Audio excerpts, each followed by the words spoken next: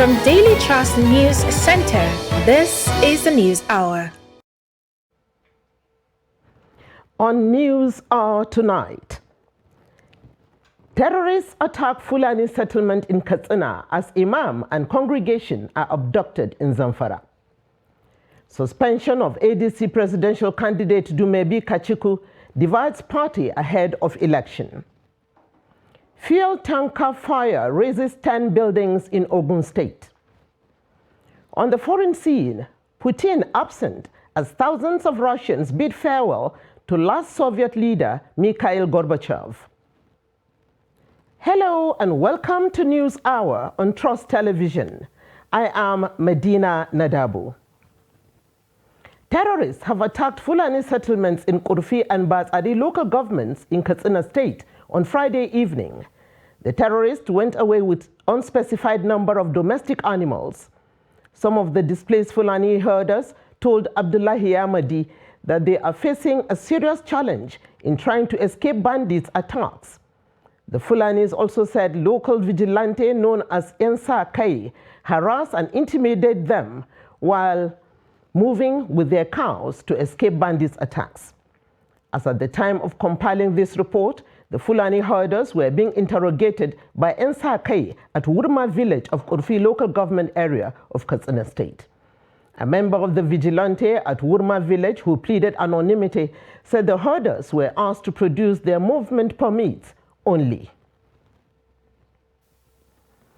Fear has gripped residents of Zugu in Bukuyum local government area of Zamfara State following abduction of unspecified number of Muslim worshippers during Friday congregational prayer.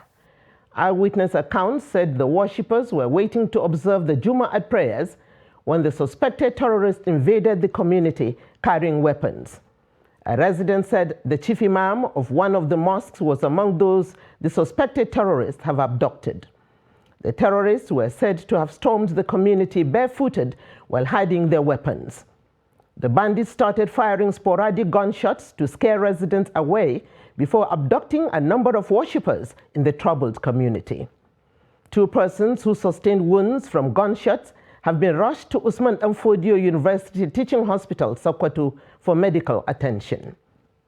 The Zamfara Police Command's Public Relations Officer, Superintendent Mohammed Shehu, said police operatives, in addition to tactical operatives, have been deployed to complement the ongoing effort to rescue the victims unhurt. The police also said its operatives repelled the terrorist attack after it received distress call that the terrorists attempt to attack the neighboring community of Zugu in Bukuyum local government area of the state. It said efforts to safely rescue the abducted victims and arrest the perpetrators of the crime is ongoing. The command reassured members of the public of its commitment to rid the state of criminal activities. The police appealed for continuous support and collaboration with all the security operatives in an effort to restore peace and security in Zamfara State. The police in Ogun State have arrested 3 of suspected cultists and serial killers terrorizing Ijebu-Ode and its environs. The suspects Odukoya Odushina, Subomi Popola, and Itunuola Taiwo were linked to several cult killings in the area. The police spokesman Abimbola Oyeyemi, in a statement on Saturday, identified them as the leading members of the dreaded Eye confraternity who have been terrorizing Ijebu-Ode. He said the suspects were arrested following a tip-off received at the Obalende Police Divisional Headquarters, Ijebu-Ode, on activities of the suspect. Oyeyemi exclaimed that the police prior to the arrest were informed that members of the gang were holding nocturnal meeting at a black spot known as Sanga at the back of Central Mosque with the plan to unleash terror on members of the community. 10 buildings have been consumed by fire after a tanker laden with 45,000 liters of premium motor spirit crashed, spilling its content at Ifo in Ogun State. A statement issued on Saturday in Lagos by the zonal coordinator southwest of the National Emergency Management Agency, NEMA, Ibrahim Farin Loye, said the incident occurred at about 7 a.m. on Olambe Matogun Road, Ifo. According to the statement, though no life was lost or any injuries sustained, about 10 buildings were consumed in the incident. NEMA said the situation was mitigated with most of the content spilling into the canal close to the scene. The NEMA official, however, added that the fire had been put out. Hundreds of traders and truck drivers have suffered great losses as a result of the ongoing demolition exercise to clear and remodel the city of Abuja. The latest exercise was carried out on Saturday morning by a special task force consisting of the military, police, civil defense, as well as other paramilitary operatives under the directives of the Federal Capital Development Authority. During an early morning operation, the special task force demolished and towed away vehicles from the Utako truck park. Nana Mohammed has more on the story. There has been an ongoing demolition operation by the FCDA to clear the city of Abuja from slums and unauthorized buildings. This is as a result of growing concern that slums and unauthorized settlements may be hiding criminal elements terrorizing the city residents. But the demolitions often come with a loss for the majority of business owners who make a living in these slums. Immediately they steal all our goods. The next thing is to steal the irons and other things. The way we see ourselves this morning, when we come to this place, we only see Caterpillar enter this place. No notice, nothing. I think a place like a garage like this, we have chairman. Government supposed to call chairman. And then chairman will have idea of what is happening. So that we get is more than 1 trillion naira, because I don't know. Even the goods that we offload from the vehicle that we're supposed to dispatch from the owners, they finish all. They are chasing us away. Right now we don't have anywhere to go because we are stranded. As you are seeing us now, we are stranded. We don't have anywhere to go from here. We are here for getting to 2 years.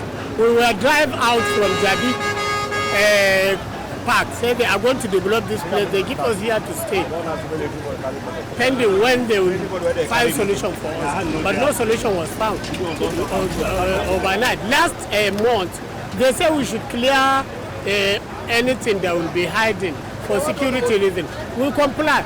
All containers, all batches were removed. Only trucks we left. So daybreak today we see this. Where are you going from here? We don't know. Honestly, we don't know. And this place accommodates over 500 people that are feeding here. While the people are counting the cost, the government intends to continue with the exercise to make the FCT crime-free. But this is raising several questions, chief of which is, has government provided options for the legitimate, law-abiding citizens making a living out of these slums? And more importantly, does the responsibility of government start and end with stopping crimes?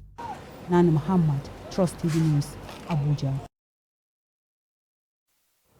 121 students were abducted by bandits from Bethel Baptist High School in Kaduna on July 5th last year. 13 months after, one of the students, Treasure Ayuba, is still with the kidnappers in spite of efforts to get him out of the forest. Trust TV's Abdul Aziz, who visited the family, reports on their anguish and hope in the midst of adversity. The report. This photo of Treasure Ayuba set tears rolling down the cheeks of his mother, Janet Peter. Janet last saw her only son on 3rd July 2021, a day after his 12th birthday, when she delivered his birthday cake to him in school. A day later, he and 120 of his schoolmates were abducted from Bethel Baptist High School, Kujama, in Kaduna State. For his family, Treasure means not just another child. I miss so many things about Treasure. That is why each time I look at his picture, it reminds me of so many things. The good memories we shared.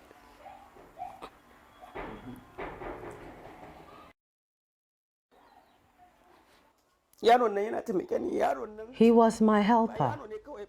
He's not just a boy. He personifies his name, Treasure.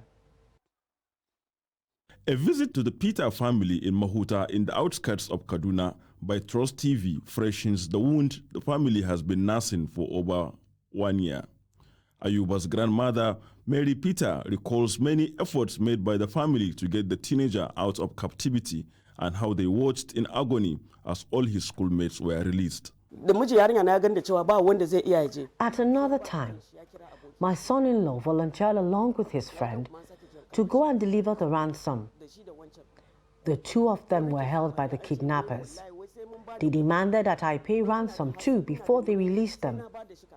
What do I do when my in-law, someone else's children, are held captive? I had to sell other things and add to what his family raised. My brother and I went to pay and got them out. Before Treasure's abduction, his aunt, Jennifer Peter, was also kidnapped from the Federal School of Forestry, Apaka, and kept in custody for 2 months. The shock of what happened at the School of Forestry was still with us. My daughter was abducted from the school 3 weeks after her sister, Treasure's mother, had sustained fracture from an accident. Mrs. Peter expresses anger over stigma and twisted narratives about the incident as she expresses hope of reuniting with her grandson. Those who spread falsehood and slander us and the little kid, instead of helping us with prayer, will be shamed. I have firm belief the boy will be back and the truth will be known. For Janet, despite the passing days and months, she holds on to a wish for another opportunity to see her son. A wish, just one. My wish is for Treasure to come back. And I know that is the wish for my family members. Treasure is someone that really cares about everybody in this house. In fact, most especially my mom. She's not finding it easy. Despite many broken promises by the abductors and epileptic communication between the two sides, the family says they are not giving up in the fight to get Treasure Ayuba back with them. For Trust Television, Abdulaziz Abdulaziz. State chairmen of the African Democratic Congress, ADC, have declared the purported suspension of the party's 2023 presidential candidate, Mr. Dumebi Kachiku, as null and void. The National Working Committee of the party suspended Kachiku on Friday over alleged anti-party activities. His suspension was contained in a statement released on Saturday by the Deputy National Chairman Politics of the party, Mr. Bamidele Ajadi. Kingsley Oga, chairman of Forum of State Chairmen of ADC, noted that the NWC had earlier convened a fake and kangaroo National Executive Committee meeting on August 26. He said the fake NEC meeting lacked the constitutional requirement of 7 days' notice to be held. The crisis rocking All Progressives Congress in Kwara State has not been resolved since the conduct of the party's primaries. Senator representing Kwara Central, Ibrahim Oloriegbe, is still embittered by the outcome of the primary election. Addressing a press conference in Ilorin, Oloriegbe said he was betrayed by Governor Abdurrahman Abdurrazak to lose the ticket to Saliu Mustafa. He said what was held in Kwara State could not be described as Congress, but selection by the governor, whom he alleged replaced the names of many winners with those of his preferred aspirants. Of Nigeria saying that the party handed over the issue of primaries and everything to governors in this state. The governors decide as to what happened to A or B. That's why I use the word in challenge that we are running a governocracy. That's a fact, and that fact still remains. And that means whoever that emerged anywhere is not through any process of any free, fair primary. It is a dictatorship, a dictation of the head of the party in this state, the governor. And that's what happened in Kwara. I'm not an honorary member. I'm somebody that supported this party all through. We can sit down and discuss. There was no discussion. There was no any conversation. It was up to the last minute that, oh, this is what the arrangement will be. And just somebody turn around and say, oh, it will not be this, it will be this, just like I gave many instructions. What do you call that? I want to also clarify something. All this I have said, I remain an APC member because being APC is on principle. The Osun State chapter of People's Democratic Party says the expulsion of a governorship aspirant of the party in the state, Dotun Babayemi, is within the ambit of the law. The state secretary of the party, Hashim Abioye, who doubles as secretary of Osun PDP Legal Committee, stated this at an exclusive interview with Trust TV's Hamid Oyegbade in Osogbo on Saturday.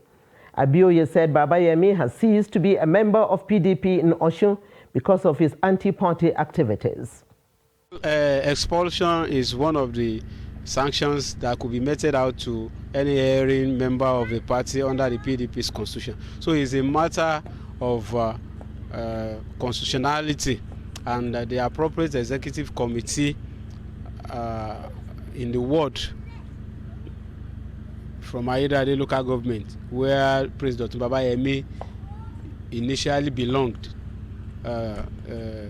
has taken the bold step by expelling him from the party.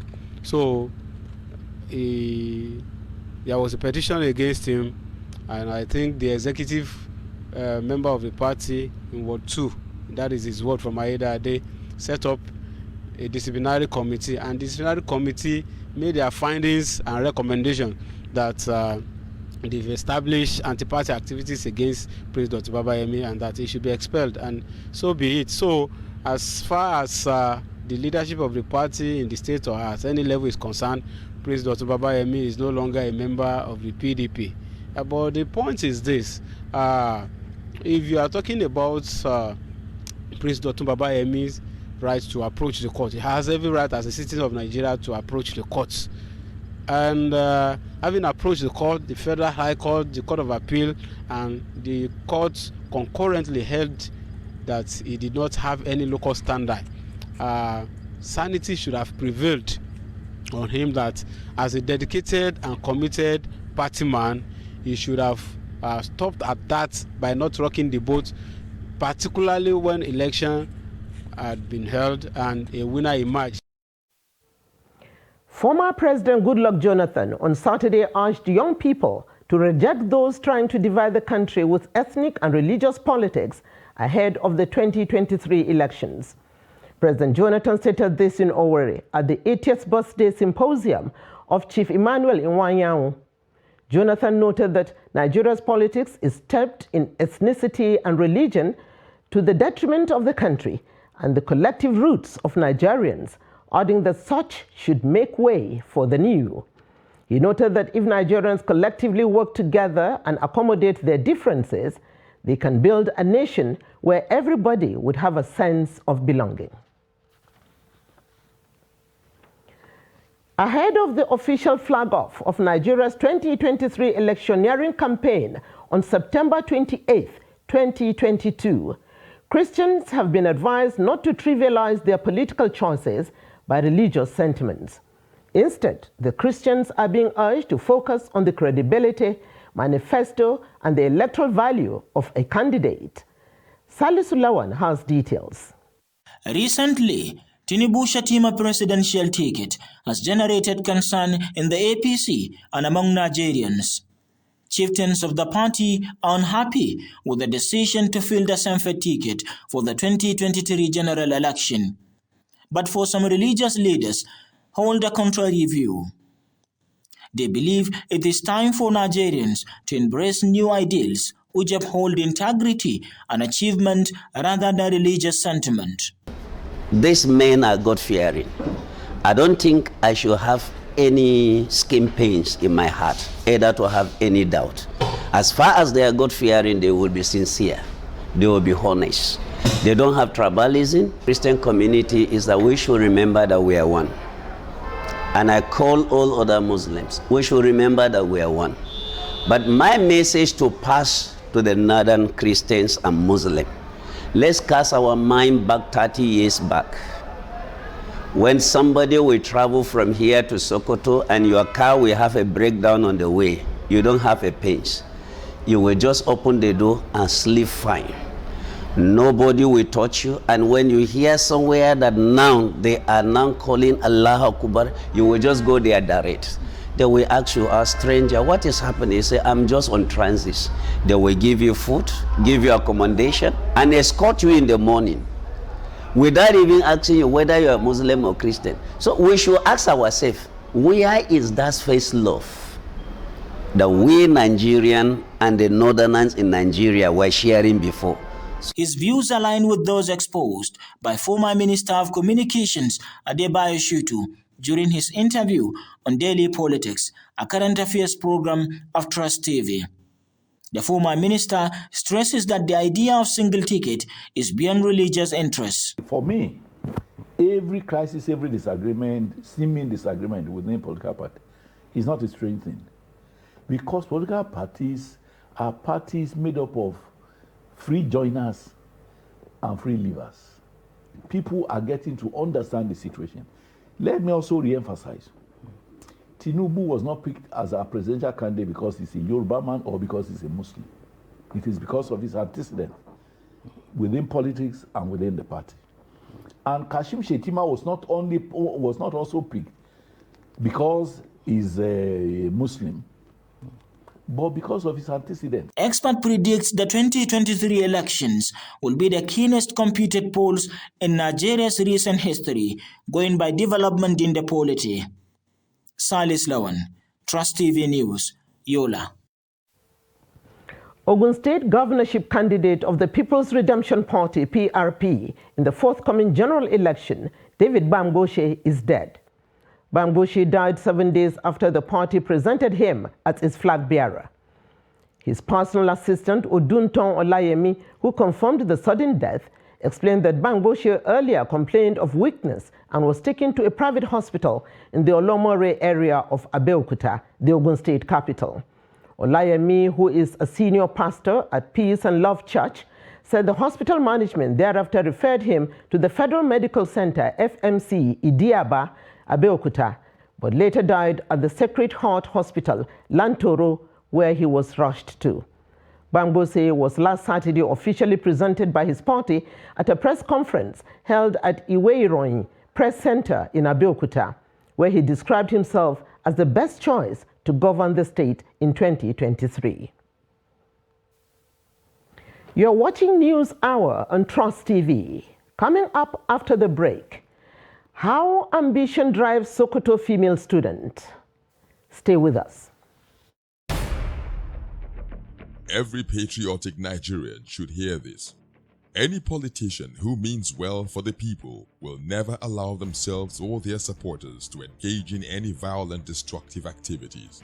No politician who truly wants to serve the people and develop the nation will encourage his followers to destroy properties or take human lives before, during, or after the elections. The Nigerian public must watch out for these traits and isolate any politician who encourages supporters to engage in violence. No genuine politician or patriot will cause trouble and seek to destroy the very society which they aspire to lead or develop. Politicians who have the good of the people at heart will not allow themselves or their followers to engage in violence, destruction of properties, and then taking of lives. Be vigilant. By their words you shall know them. Shun violence. Stay away from politicians who want you to do so. Let's join hands to make the 2023 elections peaceful. This message is from the National Orientation Agency, NORA.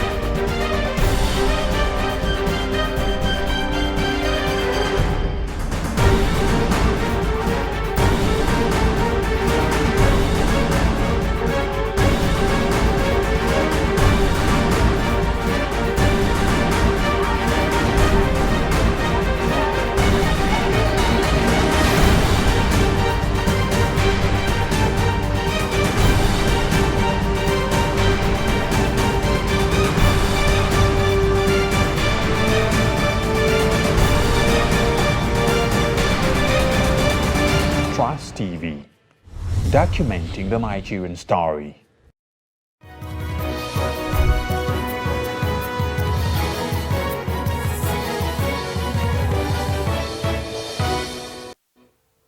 Welcome back. If you are just joining us, this is News Hour on Trust TV. A recap of our top stories. Terrorists attack Fulani settlement in Katsina as imam and congregation are abducted in Zamfara. And suspension of ADC presidential candidate Dumebi Kachuku divides party ahead of election. Moving to other stories. In a bid to stem the tide of cult-related activities in Edo State, human rights activists under the aegis of Edo Civil Society organizations, EDOSCO, has called on relevant authorities to do the needful. They made the call during a peaceful rally in Benin City, the state capital. Nafisa Bello completes the report.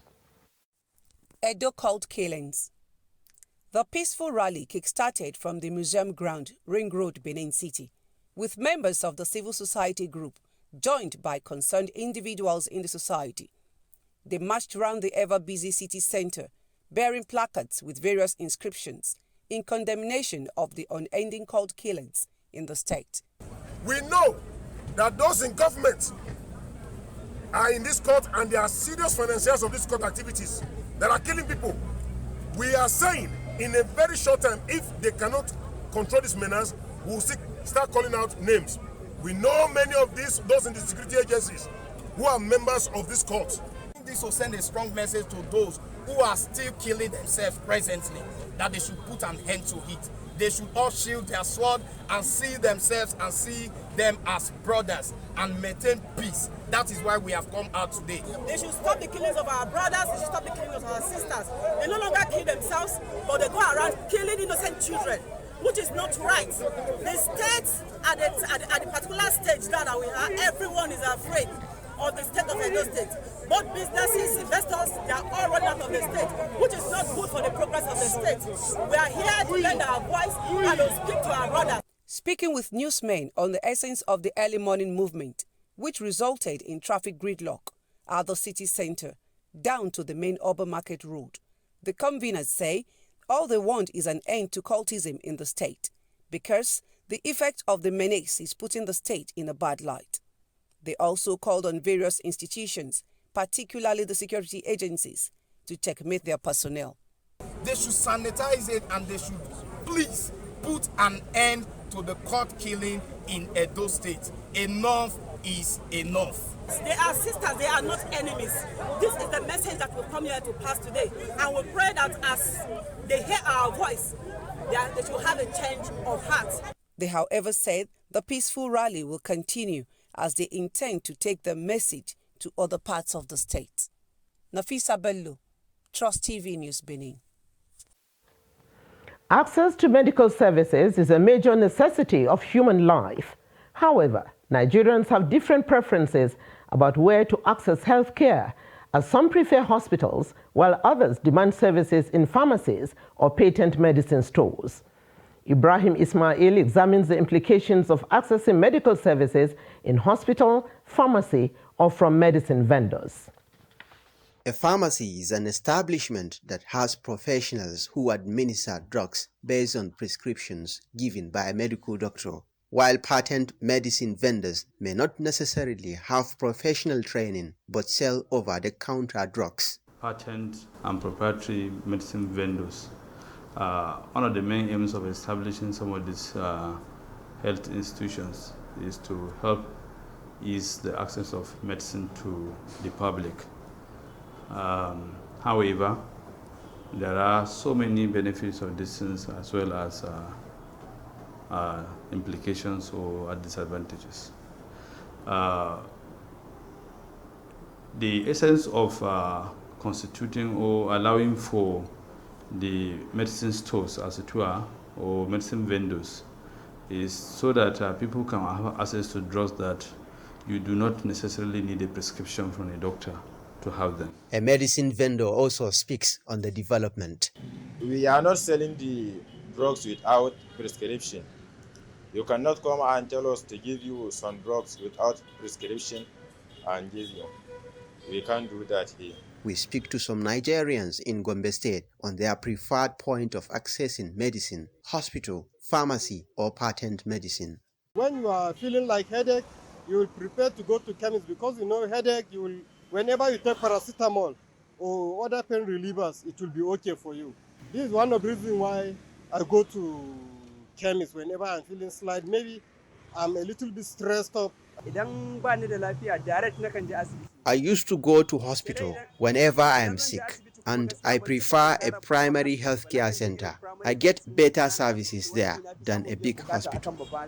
From the testimonies of these respondents, many Nigerians preferred accessing medicine at patent medicine or drug vendors. Dr. Dangana said many people preferred medicine vendors than hospital for financial reasons, despite the consequences involved. It's very possible for you to have a problem that does not need antibiotics, and then you go over the counter and you go to them and say, I want Augmentin, I want amoxicillin, I want erythromycin, I want whatever, and then they will dispense these drugs to you. Now, when you don't need those drugs and you take them, you are creating a situation whereby in the future we're going to have a problem with resistance. Not to talk about the side effect of these drugs on you. What about the issue of dosages for children and for adults? Dr. Dangana called on the federal government to provide health insurance services to all Nigerians through universal health coverage to discourage people from consuming drugs obtained without prescription from medical professionals. From Gombe, Ibrahim Ismail reporting for Trust TV. When other girls see their disability as a meal ticket by going out to the street to beg for alms, Farida Bello sees it as an opportunity to pursue her dream of becoming a media practitioner. Farida said that she missed examination over school fees and transport fares. The report. Farida Bello, a 23-year-old who resides at Shiria Asada in Sokoto South Local Government area of Sokoto State, has lost her legs after a mysterious illness when she was only 1 year old. Unlike other people who, because of their disability, go out to the streets and beg for alms, Farida, who lost her father shortly after completing her secondary school, prefers to earn a living in a more decent manner. My father did all he could to support my educational pursuit before his demise. He enrolled me in primary and secondary schools, but we lost him when I was about to finish my secondary education. I thought that would be the end of my educational pursuit because my mother is not financially buoyant, likewise my siblings. But God, in His infinite mercy, sent somebody who paid my registration fees after I got admission to study mass communication at the Umaru Ali Shinkafi Polytechnic. But it is still not easy for me because at times there will be no money for transportation, and even when there is, to get a commercial cyclist that would come to my school and pick me is always a problem. He said he did not have the money to pay my school fees, so I stopped going to school, as a result of which I missed some of my examinations. However, one of our lecturers came to my aid. He solicited support with which he settled my school fees. She was born healthy and even started walking before clocking 1. Her problem started when she was struck by an ailment that paralyzed her 2 legs. I am the one who provides her transport fare from my little business of selling veils. When I don't have money, we sit together and pray for God's intervention. Plastic bags are a huge part of litter, impacting negatively on the environment.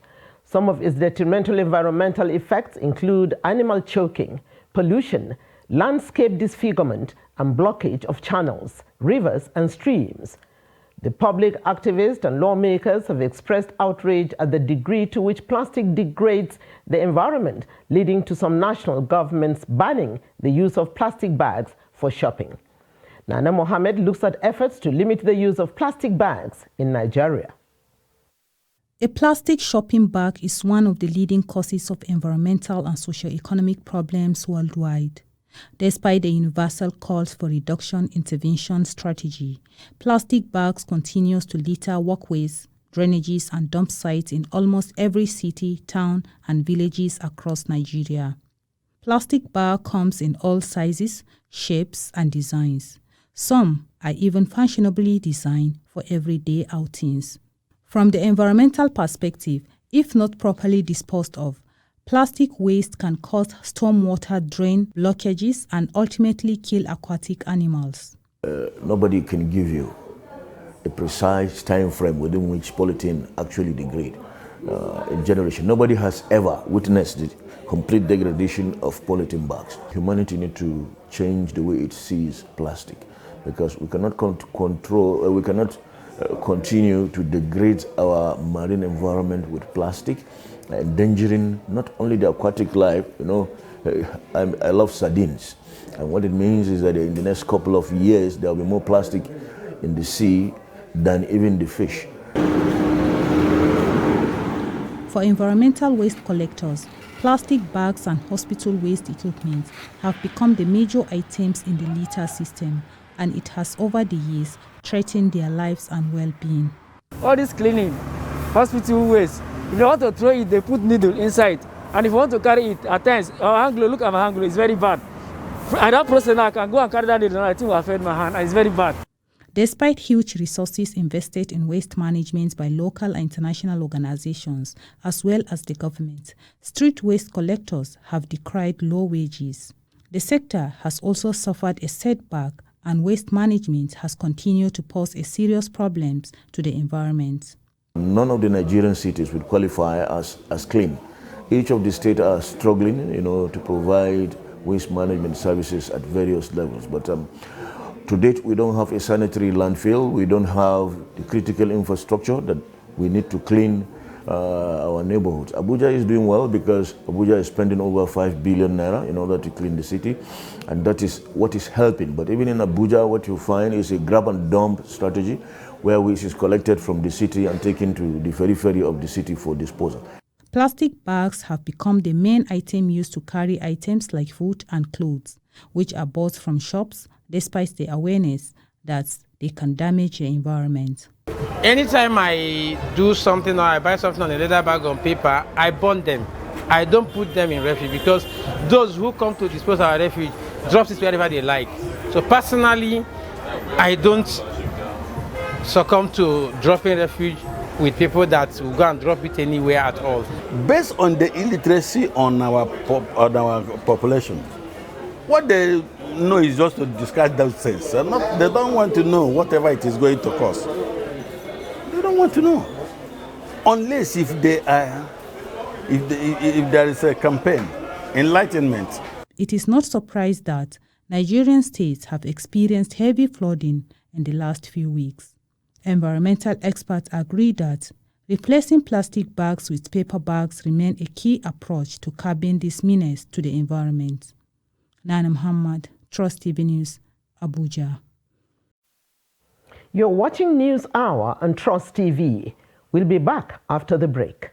World, when God has said He will never leave you or forsake you. Give forgiveness. Your shortcomings are paid. Why worry about what you do when you have the Holy Spirit to always guide you? Out of the heart of men proceed evil thoughts. Why bother about how you can please God when He said all your sins are forgiven and He sees you absolutely flawless? I command your blood pressure come back to normal.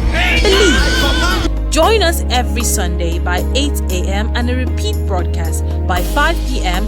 for Divine Path, where we teach you how to navigate the world as a Christian. Remember, God sees you absolutely flawless.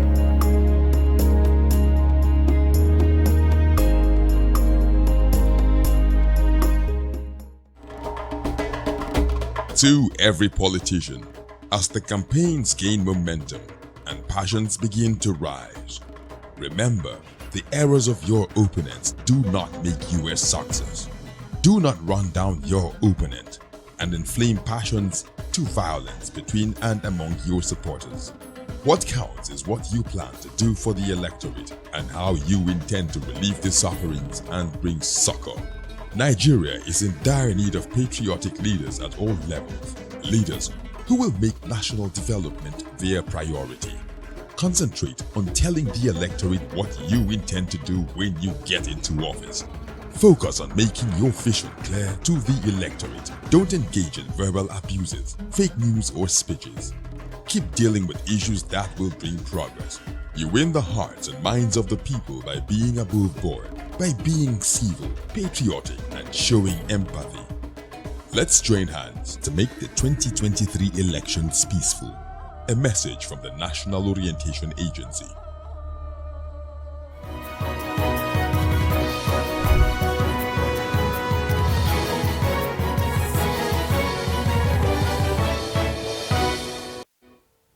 Welcome back. Nigerians have continued to express dissatisfaction over the high cost of living in the country. Many are of the view that something must be done urgently to ameliorate the sufferings of Nigerians as the situation is becoming unbearable. The report. Worsening insecurity, rising unemployment, harsh economic conditions, and skyrocketing prices of goods and services are among many problems Nigerians contend with.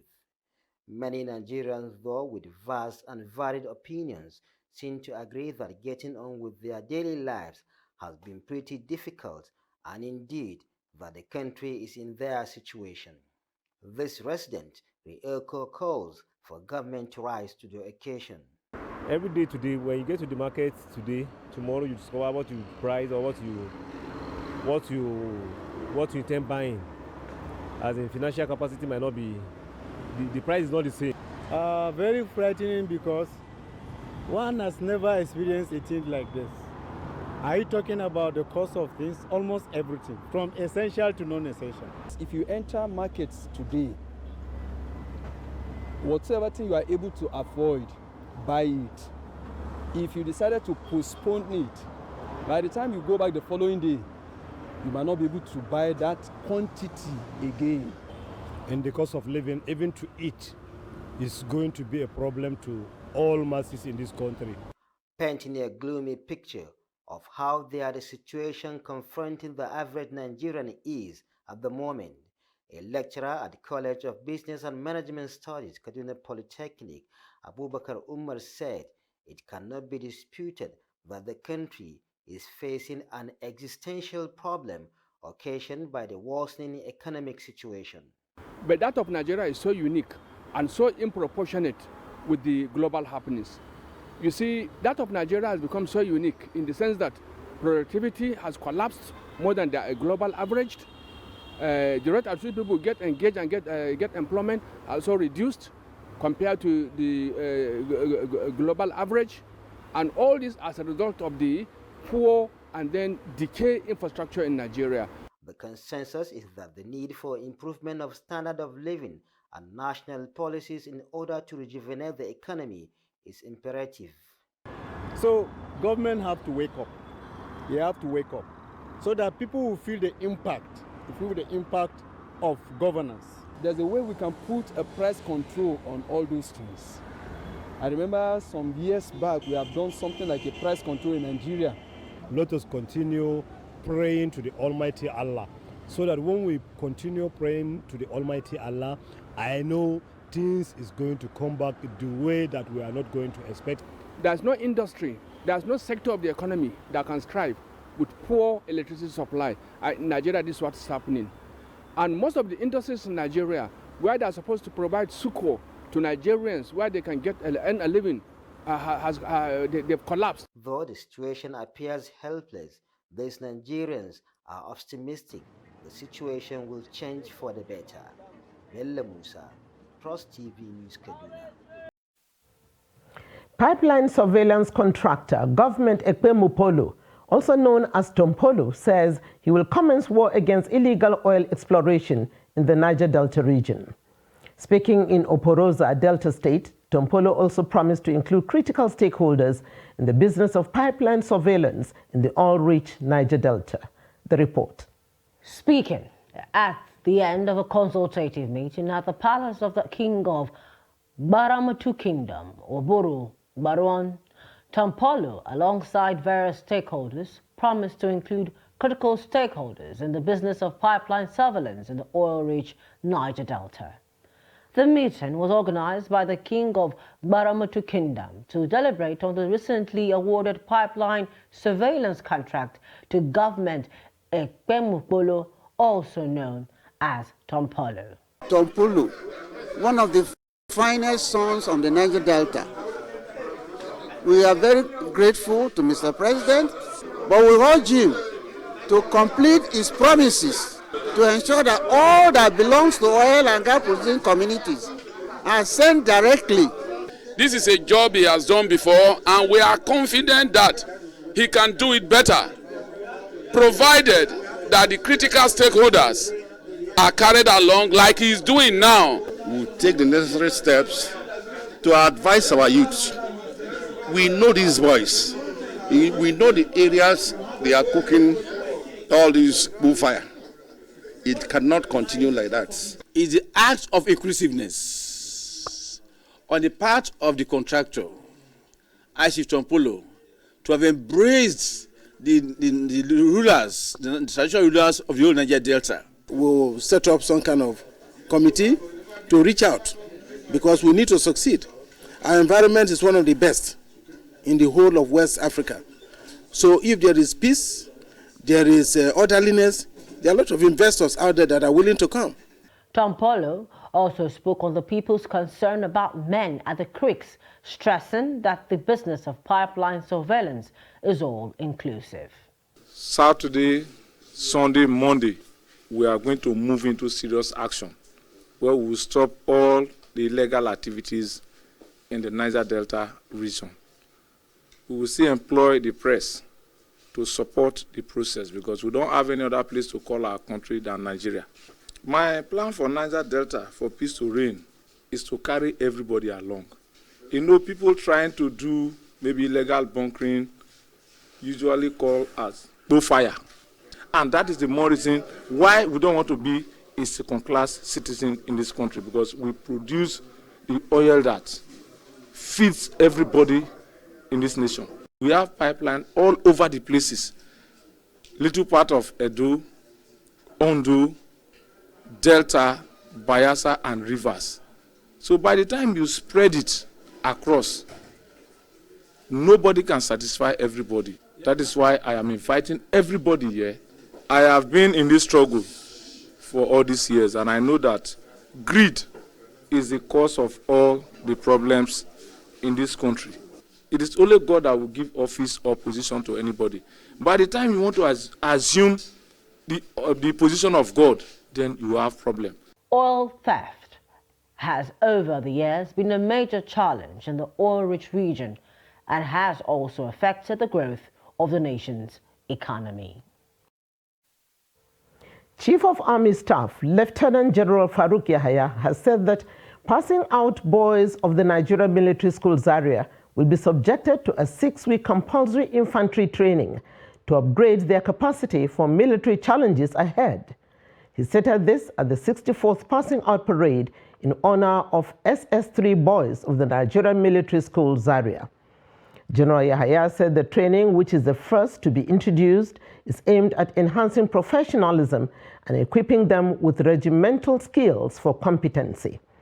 While congratulating the 220 graduates, he tasked them to sustain the discipline and moral training imparted on them to become better Army officers.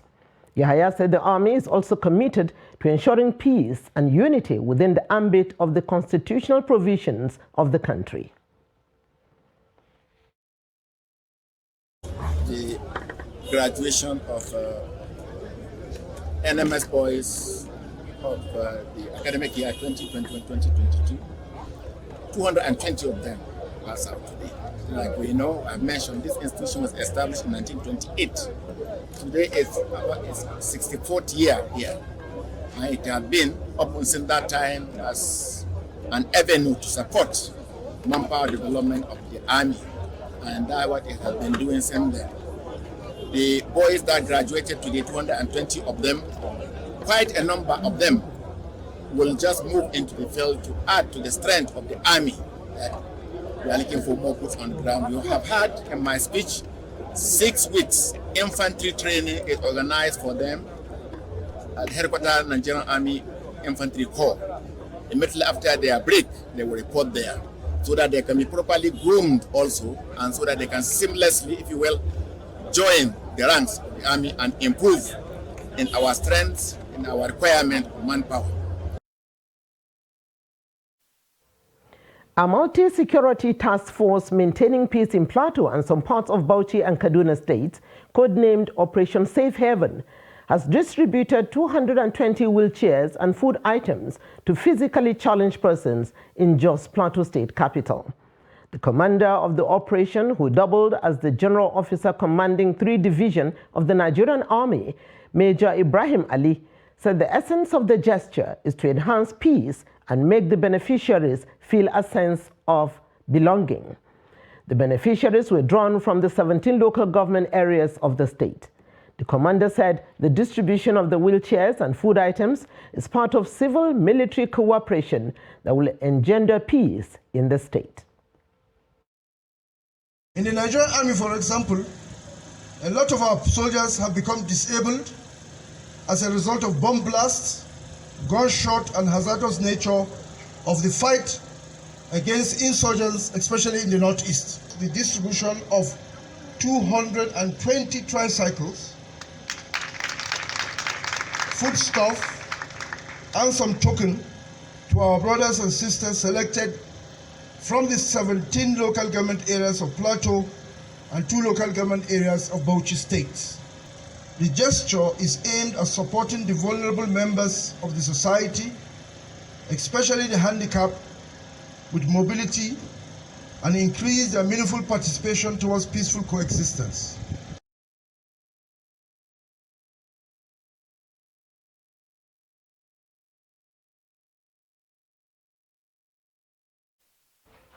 On the foreign scene, Russians on Saturday paid their final respects to the last leader of the Soviet Union, Mikhail Gorbachev, in a ceremony held in Moscow without much fanfare and with President Vladimir Putin notably absent.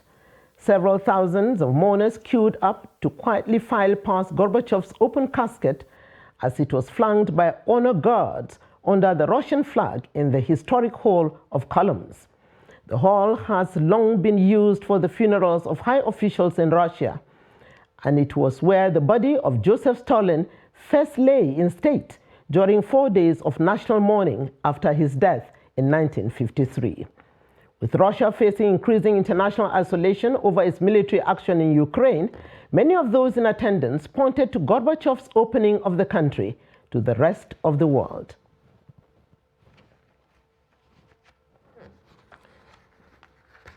Now for sports news. Black Galaxies of Ghana defeated Super Eagles team of Nigeria in the African Nations Championship qualifiers on penalties in Abuja. Trust TV Adeniyi Ajisafe has more. Nigerian Chan Eagles Team B started on a good note in the second leg of African Nations Championship at MK Abiola Stadium in Abuja by putting much pressure on the visiting Black Galaxies of Ghana, who led the first leg on 2 goals in Ghana. Chan Eagles dominated the game and created chances but could not find the back of the net. Nigeria had a fierce shot from Bello Martins, which Galaxy's goalkeeper Augustine Randolph parried aside, with the Ghanaians holding back for the first 45 minutes. The second half got underway with much flashes of hope to reduce the tally, yet the Galaxies were solid behind. Nigerian Ugochukwu Morris wasted a great chance by shooting wide towards the goal. Zulkifil Mohammed stabbed in a cross to reduce the tally in the 76th minute. Chijoke Akuneto made it 2-0 in the 93rd minute, racing hope for Nigeria as the match ended 2-2 to make for a penalty shootout, which Nigerian lost 4-5 to exit Chan 2023 slated for Algeria. Coach of Black Galaxies, Bismarck Boasin, says his team was aware of how good the Eagles are, so they prepare well ahead of the game with more defense to sap the energy of Eagles. So coming here and also playing against Nigeria, though we take a good lead, it was not a commanding lead because we know Nigerians are a very good side. So coming here, we knew that it's going to be very difficult.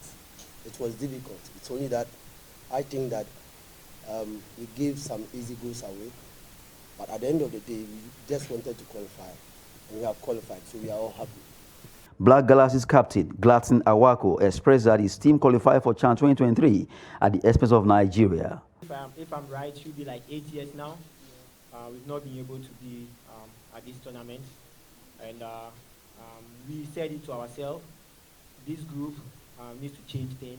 This group needs to change the way, our mentality and everything. So we worked so hard, and I think we've achieved what we planned.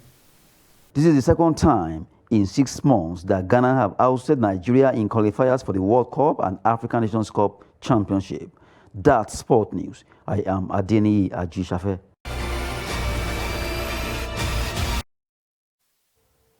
With this, we have come to the end of News Hour on Trust TV.